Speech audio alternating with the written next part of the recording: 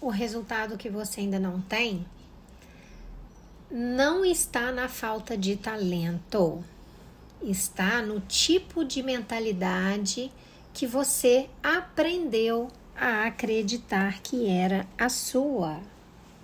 Bem-vindos ao Clube da Mente de Ouro. Aqui a leitura não é entretenimento. Aqui a leitura é uma ferramenta de transformação real. Hoje seguimos livro Mindset, capítulo 3. Então vamos lá, nossa autora querida Carol Dweck, livro Mindset, a nova psicologia do sucesso. Estamos no capítulo 3, a verdade sobre aptidão e realização. Hoje é a parte 2 do capítulo 3.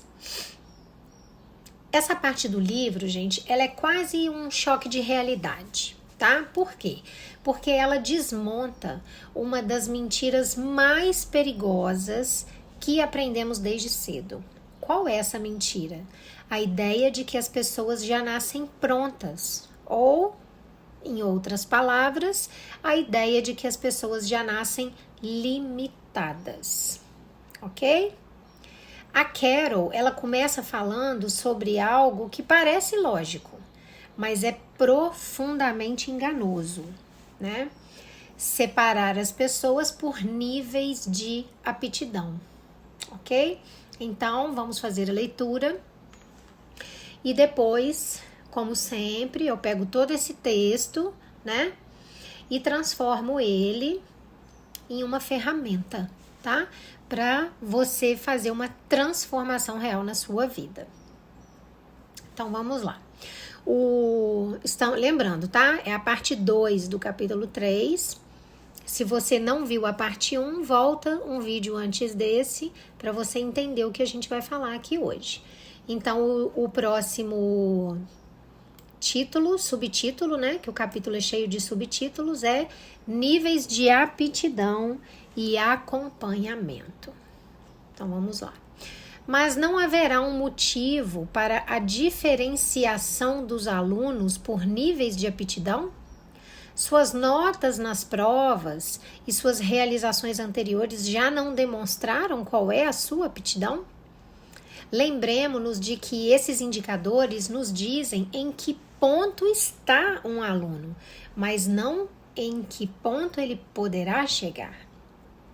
Falco Heimberg, um pesquisador alemão, estudou professores de ensino fundamental de mindsets diversos, alguns deles com um mindset fixo.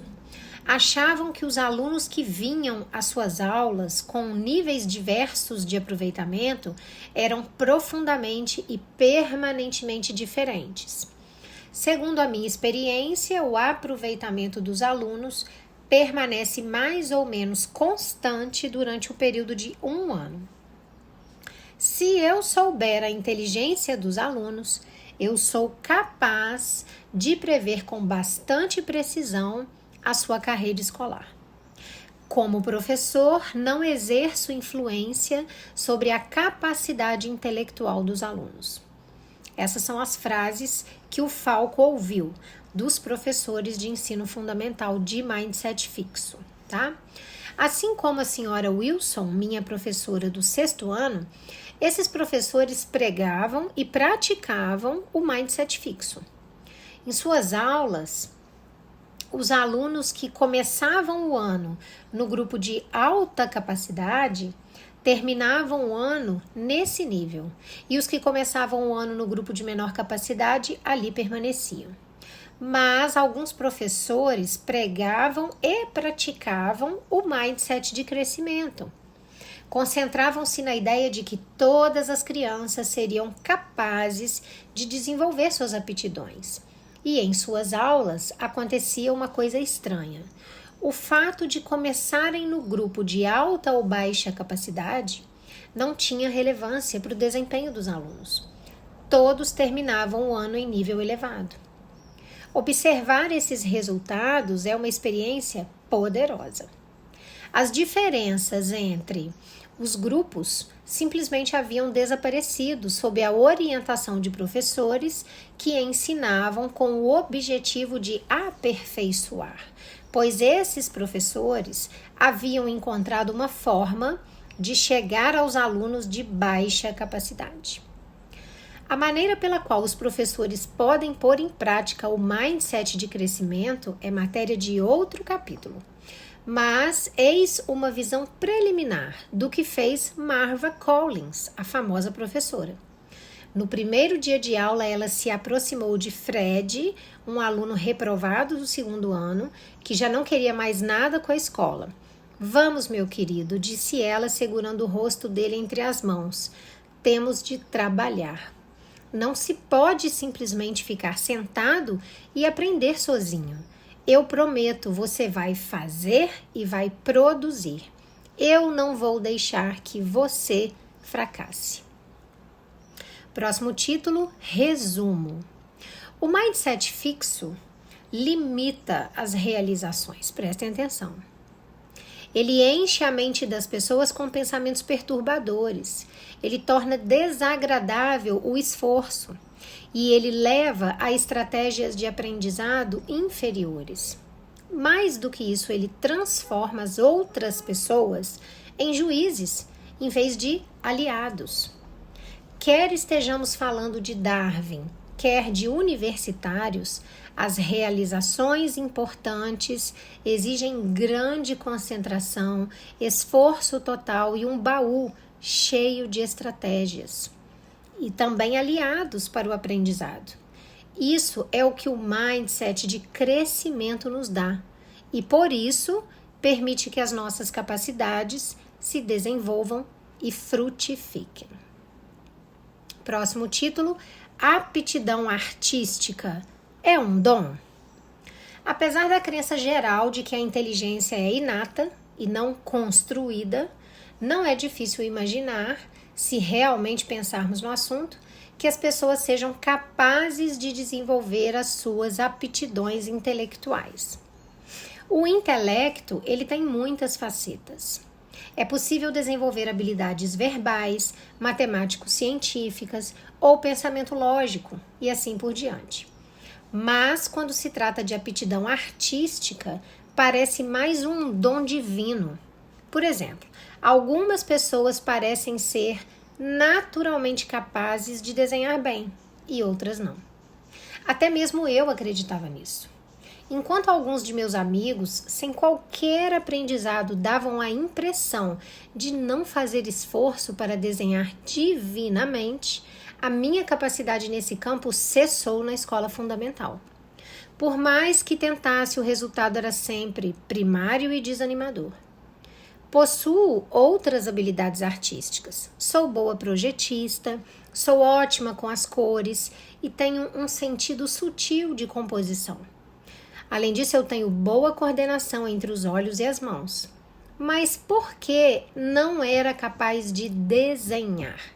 Certamente porque me faltava o dom. Devo confessar que isso não me preocupava muito. Afinal de contas, quando você precisa desenhar? Eu descobri isso certa noite num jantar oferecido por um homem fascinante. Era um senhor idoso, um psiquiatra que escapara do Holocausto. Aos 10 anos de idade, na Tchecoslováquia, voltou certo dia da escola com o irmão e viu que os pais haviam desaparecido. Tinham sido levados. Sabendo que um tio morava na Inglaterra, os dois meninos foram a pé até Londres e o encontraram. Poucos anos depois, mentindo a respeito da idade, meu anfitrião se alistou na Força Aérea Britânica durante a guerra. Foi ferido e casou-se com a enfermeira. Entrou para a escola de medicina e desenvolveu uma próspera carreira nos Estados Unidos. Ao longo dos anos, ele se interessou muito por corujas. Achava que essas aves possuíam características que ele admirava e gostava de pensar em si próprio como semelhante a elas. Além das muitas estatuetas de corujas em sua casa, tinha também um livro, no qual pedia a seus convidados que deixassem o desenho de uma coruja e escrevessem alguma coisa para ele. Ao estender-me o livro e explicar a sua importância, senti-me honrada e horrorizada. Principalmente horrorizada. Ainda mais pelo fato de que minha criação não ficaria enterrada em algum lugar no meio do livro, mas adornaria a última página. Não descreverei a intensidade do meu desconforto ou a má qualidade da minha obra de arte, mas ambas as coisas eram dolorosamente evidentes. Eu conto essa história como prelúdio do espanto e da alegria que eu senti ao ler Desenhando com o Lado Direito do Cérebro. Em páginas opostas, de frente uma para outra, estavam o antes e o depois de autorretratos das pessoas que fizeram um rápido curso de desenho com a autora Betty Edwards. Elas haviam feito autorretratos ao iniciar o curso e 5 dias depois ao terminá-lo. Olha, era um curso rápido, né? E aí o livro traz para nós 1, 2, 3, 4 exemplos, tá? Ai, meu Deus. Desses autorretratos. Eu não consigo descrever aqui, assim. Parece que quem tá desenhando é uma criança que não tem a mínima coordenação motora, tá? Nos primeiros desenhos, né? Assim, são terríveis, terríveis. E os desenhos 5 dias antes de terminar o curso são lindos. São exatamente fotos, só que são feitos à mão, com lápis, né? Mas são as feições exatas das pessoas, tá? Os resultados são fantásticos. No começo, essas pessoas não pareciam ter muita habilidade artística. A maior parte das figuras que desenhavam lembrava a minha coruja. Mas poucos dias depois já eram capazes de desenhar de verdade. E Edwards jura que é sempre assim, parece impossível.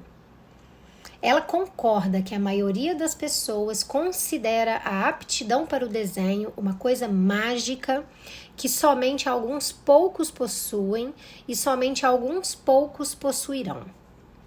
Mas é porque as pessoas não compreendem os componentes do desenho que podem ser aprendidos. Na verdade, diz ela, não se trata de aptidão para desenhar, mas de capacidade de ver. É a capacidade de perceber fímbrias, espaços, relações, luzes e sombras e a totalidade. Para fazer um desenho, é preciso aprender a desenhar cada componente e, em seguida, combinar em um único processo as habilidades aprendidas. Algumas pessoas simplesmente adquirem essas aptidões no decurso natural de suas vidas, enquanto outras precisam esforçar-se para aprendê-las e combiná-las. Mas, como podemos ver pelos autorretratos depois, qualquer pessoa é capaz de fazê-lo. Eis o que isso significa. Só porque algumas pessoas são capazes de fazer uma coisa com pouco ou nenhum aprendizado, isso não significa que outros não possam fazê-la e às vezes a fazem até melhor com treinamento. Isso é muito importante porque grande parte das pessoas de mindset fixo acha que as realizações do início da vida já revelam tudo sobre o talento e o futuro de alguém. Próximo título, Jackson Pollock. Teria sido realmente uma pena se Jackson Pollock tivesse sido desestimulado pelos outros por esse motivo.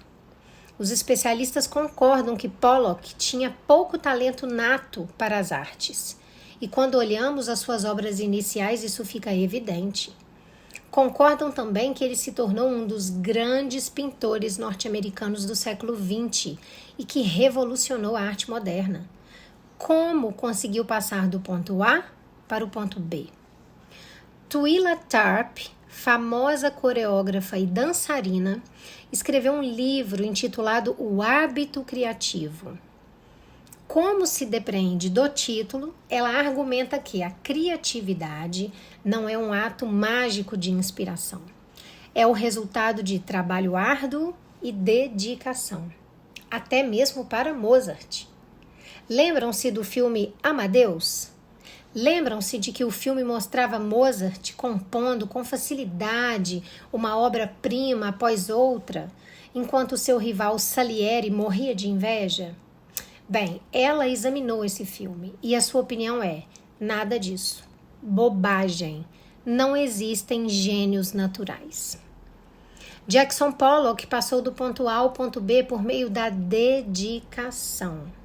Ele se apaixonou pela ideia de se tornar artista. Pensava em arte o tempo todo e fazia arte o tempo todo. Por ser tão entusiasmado, fez com que as outras pessoas o levassem a sério e o instruíssem até que aprendeu tudo o que havia para aprender e começou a produzir obras surpreendentemente originais. Seus quadros derramados, cada qual absolutamente incomparável, permitiram-lhe desenhar a partir de seu inconsciente e comunicar uma imensa gama de sentimentos. Há alguns anos tive o privilégio de presenciar uma exposição desses quadros no Museu de Arte Moderna de Nova York. Fiquei impressionada com a força e a beleza de cada peça. Qualquer pessoa será capaz de fazer qualquer coisa? Na verdade, eu não sei. No entanto, eu creio que agora podemos concordar que as pessoas são capazes de fazer muito mais do que parece à primeira vista. Próximo título: o perigo dos elogios e dos rótulos positivos.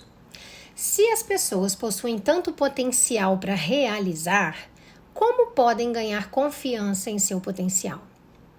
Como podemos lhes dar a segurança de que precisam para realizá-lo? Que tal elogiar a sua habilidade a fim de comunicar que elas possuem o que é necessário para vencer? Na verdade, mais de 80% dos pais nos afirmaram que é preciso elogiar a habilidade das crianças para estimular a sua confiança e as suas realizações. Todos achamos que isso faz muito sentido, mas depois ficamos preocupados. Pensamos nas pessoas que têm mindset fixo e sabemos que elas já prestam muita atenção em sua capacidade.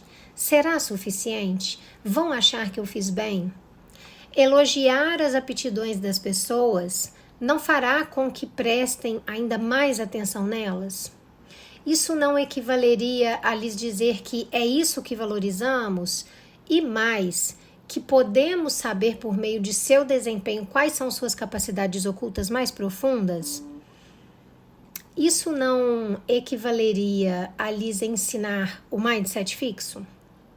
Adam Guettel foi considerado o príncipe herdeiro e o salvador do teatro musical. Ele é neto de Richard Rodgers, que escreveu a trilha sonora de clássicos como Oklahoma e Carrossel. A mãe de Guettel se entusiasma com o gênio do filho. Todos os demais também. Ali há talento e dos grandes, proclamou com admiração uma crítica no New York Times. A questão é saber se esse tipo de elogio estimula as pessoas. O bom das pesquisas é que você pode fazer esse tipo de pergunta e depois procurar obter as respostas. Por isso, fizemos estudos com centenas de estudantes, principalmente no início da adolescência. Primeiro, demos a todos um conjunto de problemas bem difíceis, retirados de um teste não verbal de aferição de QI. A maior parte deles se saiu bastante bem e quando terminaram nós os elogiamos. A alguns elogiamos por sua aptidão. Dissemos que beleza, você conseguiu acertar 8. É um resultado muito bom, você deve ser bom nisso. Esses estavam na posição de Adam Guettel. Você é muito talentoso. Elogiamos outros por seu esforço. Que beleza, você conseguiu acertar 8. Vejam que começa com a mesma frase. É um resultado muito bom, mesma frase. Você deve ter se esforçado bastante. A frase é diferente. Não os fizemos imaginar que possuíam algum dom especial. Foram elogiados por fazerem o que era preciso para ter êxito.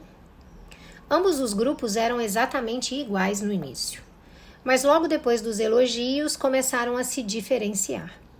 Como temíamos, os elogios da aptidão impeliram os alunos ao mindset fixo, e eles demonstraram todos os sinais disso. Quando lhes oferecemos uma escolha, rejeitaram uma nova tarefa desafiadora com a qual poderiam aprender. Não queriam fazer nada que revelasse suas deficiências e representasse um questionamento de seu talento.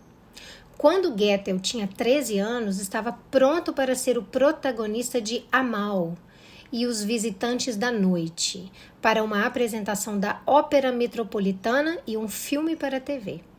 Mas desculpou-se, dizendo que tinha problemas com a voz. Creio que fingi que minha voz estava mudando, eu não queria enfrentar a pressão. Em contraste, quando os alunos foram elogiados por seu esforço, 90% deles aceitaram a nova tarefa com a qual poderiam aprender.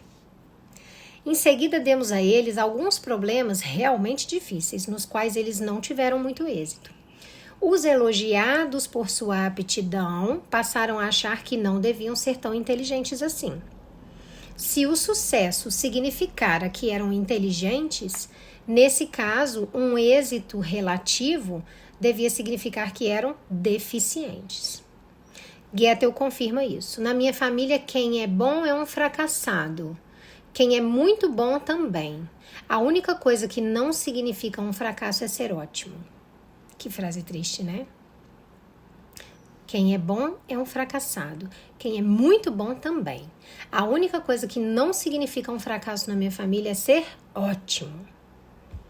Os alunos elogiados pelo esforço simplesmente acharam que a dificuldade significava faça mais esforço ou tente novas estratégias. Não consideraram aquilo um fracasso e não imaginaram que tivesse reflexos em seu intelecto. E quanto ao prazer dos alunos em resolver os problemas? Depois do sucesso, todos adoraram os problemas, mas depois que apareceram os mais difíceis, os do grupo da aptidão disseram que já não estavam se divertindo. Ninguém pode ficar contente quando sua razão para ser famoso, isto é, o seu talento especial, está sendo colocado em dúvida. Assim diz Adam Goethe, eu gostaria de me divertir, ficar tranquilo, sem ter a responsabilidade desse potencial para me tornar um grande homem. Assim como ocorrera com os jovens em nosso estudo, a carga do talento, olha isso, a carga do talento prejudicava o seu prazer. Isso é forte, né? Os alunos elogiados por seu esforço continuaram a adorar os problemas. E muitos deles disseram que as questões difíceis eram as mais divertidas. Olha isso. Depois verificamos o desempenho de todos eles.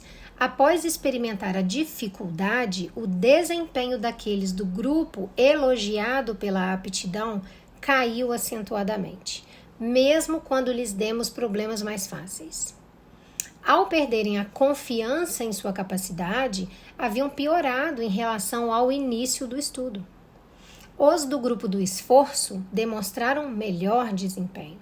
Tinham utilizado os problemas mais difíceis para aperfeiçoar suas aptidões e, ao retornarem aos fáceis, estavam muito adiante. Como esse estudo era uma espécie de teste de QI, é possível dizer que elogiar a capacidade reduziu o QI dos alunos e elogiar o esforço elevou o QI dos alunos. Goethe não progredia, estava tomado por tiques nervosos obsessivo-compulsivos, roía as unhas até sangrar. Passe 1 minuto com ele, basta um, e verá que por trás dos tiques começa a aparecer um quadro de terror, disse um entrevistador. Goethe também enfrentava problemas graves e recorrentes com drogas. Em vez de dar-lhe força, o seu dom o encheu de temor e dúvida. Em vez de realizar o seu talento, esse compositor brilhante passou a vida fugindo dele. Uma coisa permite ter esperança: seu reconhecimento de que ele próprio terá de seguir o curso de sua vida e que este não será ditado por outras pessoas e pela opinião que possam ter sobre o seu talento. Certa noite ele sonhou com o avô. Eu seguia com ele para um elevador. Perguntei se eu valia alguma coisa. Ele respondeu com um ar bondoso: você tem a sua própria voz. A voz está finalmente emergindo? Em 2005, Goethe ganhou o prêmio Tony pela partitura de The Light in the Piazza, A Luz na Piazza, um musical de grande intensidade romântica. Ele aceitará essa vitória como um elogio a seu talento ou um elogio a seu esforço? Espero que a segunda opção seja verdadeira. Houve mais uma descoberta em nosso estudo, ao mesmo tempo surpreendente e preocupante. Dissemos a cada um dos alunos, sabe, vamos fazer esse estudo também em outras escolas e apostamos que os alunos de lá vão querer saber o que vocês acharam dos problemas. Assim, entregamos a todos uma folha em branco para que escrevessem o que pensavam, mas deixamos também um espaço para que escrevessem o resultado que tinham obtido no teste. Você acreditaria que quase 40% dos alunos do grupo que foi elogiado pela aptidão mentiram sobre os resultados que tinham obtido? E sempre no mesmo sentido. No mindset fixo, as imperfeições são vergonhosas, especialmente para os talentosos, e por isso eles preferem escondê-las. O que é alarmante é que trabalhamos com crianças normais e as transformamos em mentirosas, simplesmente porque lhes dissemos que eram inteligentes. Realmente é uma loucura, né? Se você for parar para pensar. Logo depois de redigir esses parágrafos, eu conversei com um jovem que dá aulas particulares a candidatos aos exames da College Board, é uma junta universitária norte-americana. Ele viera me consultar a respeito de uma de suas alunas que fazia provas para se exercitar e depois mentia sobre os resultados. Ele deveria ensinar o que ela não sabia, mas ela não conseguia dizer a verdade quanto ao que não sabia e está pagando para ter as aulas. Assim, dizer às crianças que são inteligentes, afinal de contas, acabou fazendo com que se sentissem burras e agissem como tais, mas afirmassem ser inteligentes. Eu não creio que seja isso o que pretendemos quando damos a alguém rótulos positivos, como superdotado, talentoso ou brilhante. Não queremos lhes roubar o entusiasmo diante dos desafios, nem as suas receitas para o sucesso. Mas esse é um risco que se corre. Eis uma carta de um homem que leu alguns de meus trabalhos. Ele escreveu assim: prezada doutora Dweck, foi muito doloroso ler o seu capítulo. Eu me reconheci nele. Quando criança, eu era membro da Associação das Crianças Superdotadas e era constantemente elogiado por minha inteligência. Hoje em dia, depois de uma vida inteira sem conseguir desempenhar-me à altura de meu potencial, tenho 49 anos, estou aprendendo a me dedicar às tarefas e também a não considerar o fracasso um sinal de estupidez, mas sim falta de experiência e habilidade. Seu capítulo me ajudou a me ver por outro prisma. Seth Abrams. Esse é o perigo dos rótulos positivos. Há opções e voltarei a elas mais tarde no capítulo sobre pais, professores e técnicos esportivos. Então, a parte 2 do capítulo 3 termina aqui. Vamos beber uma aguinha.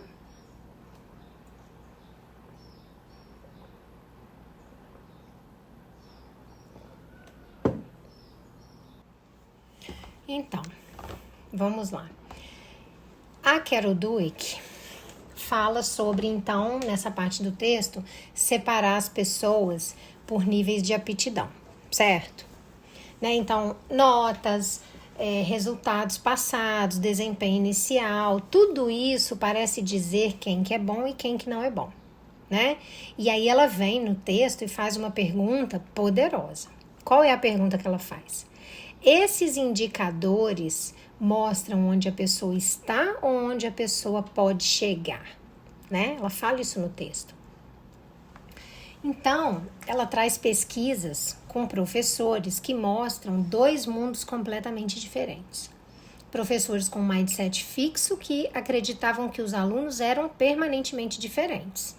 E aí, qual foi o resultado? Quem começava bem, terminava bem o ano. Quem começava mal, permanecia ali, né? Então, o rótulo daquele aluno virava o destino daquele aluno, se ele tivesse um professor de mindset fixo, né?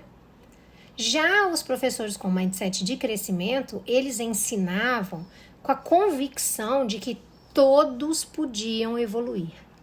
Todos. E aí algo impressionante acontecia, né? As diferenças entre os alunos desapareciam. Os alunos que eram considerados fracos terminavam o ano em alto nível, né?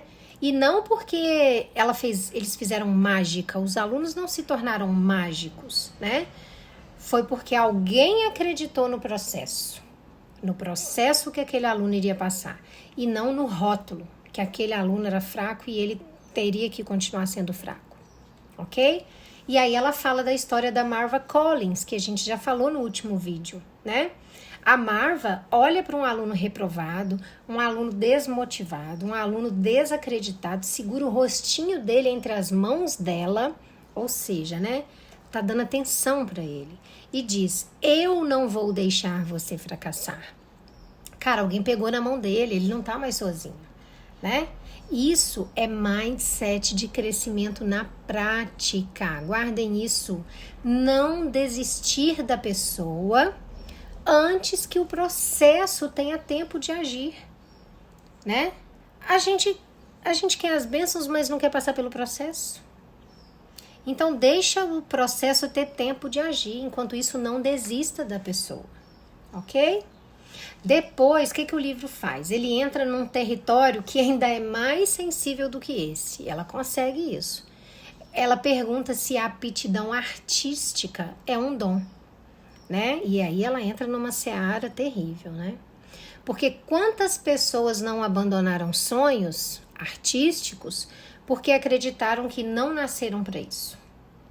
E aí ela mostra que habilidades são compostas por partes que se aprendem, né? Desenhar não é um dom, ela deixa isso claro. Desenhar é aprender a desenhar, né? Criar não é mágica. Criar é um hábito que é conquistado com treino e com persistência, ok? E aí ela usa o exemplo do Jackson Pollock. Esse exemplo é muito claro, porque ele não começou genial, mas ele se dedicou de uma forma obsessiva. Ele estudou, ele treinou, ele insistiu. E aí ele se tornou um dos maiores artistas do século XX, certo? Então, eu acho que agora a gente chega no ponto central desse texto, né? Qual que é o ponto central? O ponto central é que facilidade inicial não é o seu destino. Olha que legal. Não é porque você tem uma aptidão, né, uma facilidade inicial que o seu destino é aquele. E dificuldade inicial também não é sentença. Bingo? Então, se você não tem aquela aptidão inicial, se você tem uma dificuldade inicial, você não está sentenciado por causa disso. Ok? Primeiro bingo, super bingo, né? E aí, depois disso, vem uma das partes mais importantes também do texto, que eu também não posso deixar de falar, que é o perigo dos elogios errados. Olha que palavra, que expressão estranha, né? Elogio errado. Porque elogiar o talento acabou criando medo nas pessoas, né? E elogiar o esforço acabou criando crescimento. Bingo, segundo bingo, um bingão, né? Ela percebeu isso em estudos feitos com crianças, porque aquelas que foram elogiadas por serem inteligentes, elas começaram a evitar novos desafios, a mentir sobre seus resultados, a perder o prazer em aprender coisas novas e mais difíceis, a ter um pior desempenho ao longo do tempo. Isso tudo porque elas foram elogiadas por serem inteligentes. Já as que foram elogiadas por terem se esforçado, por serem esforçadas, elas buscaram mais desafios, elas aprenderam com os erros, elas melhoraram os seus resultados e elas mantiveram confiança. Então, o que eu entendo disso? Eu entendo que elogiar a capacidade da pessoa cria muita pressão. Agora, elogiar o processo pelo qual a pessoa está passando, pelo contrário, cria expansão. Terceiro bingão do dia, né?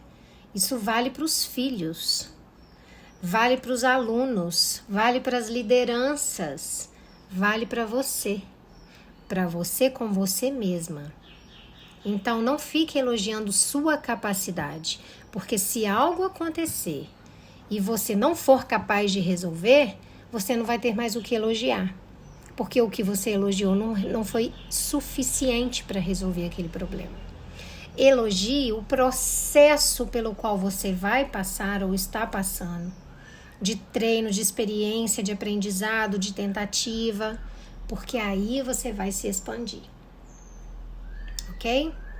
Vamos refletir. Raciocina agora comigo. Em quais áreas da sua vidinha você se rotulou como eu não sou boa nisso? Onde que você confundiu dificuldade inicial com incapacidade? Que sonho que você abandonou cedo demais por acreditar em dom e não em processo? Como que você fala consigo quando algo dá errado? Como uma juíza ou como uma treinadora? Olha isso aí, né? Vamos pensar nisso, né? Gente, o mindset de crescimento, ele não promete facilidade, mas ele promete evolução, crescimento, ok? E é exatamente aqui que entra o Mente de Ouro. O Mente de Ouro não é um livro para te convencer de que você é especial. Não. Ele é um manual prático que te ensina a construir riqueza, clareza e consistência. Mesmo começando com medo, com dúvida, com insegurança. Dentro dele você aprende como parar de se definir pelo seu desempenho atual, como criar hábitos mentais de crescimento financeiro, como sair da paralisia e entrar numa ação estruturada, como sustentar disciplina mesmo sem motivação. E ele ainda tem o bônus. No bônus Cofre Dourado da Prosperidade, eu te guio passo a passo em exercícios práticos diários, curtinhos, para você desmontar sua crença de incapacidade, para você trocar autocrítica por estratégia, para você criar respostas mentais maduras diante de erros, diante de quedas, diante de frustrações, e para você treinar a sua mente, para você crescer e não se esconder.